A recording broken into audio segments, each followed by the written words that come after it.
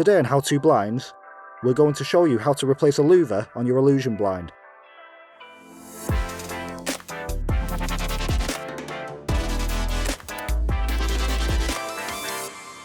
Firstly, we'll open the blind towards us. We're going to replace the second louver, so we'll detach the hangers from the carrier truck, starting on the right side. Then unclip the hangers that connect the two louvers. Do the same for the next louver along. And now we can attach our replacement louver. Clip the opposite hangers together and slot into the carrier trucks.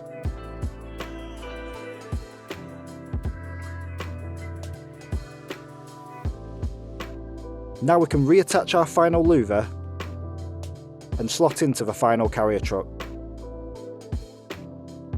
And that's how to replace a louver on your illusion blind.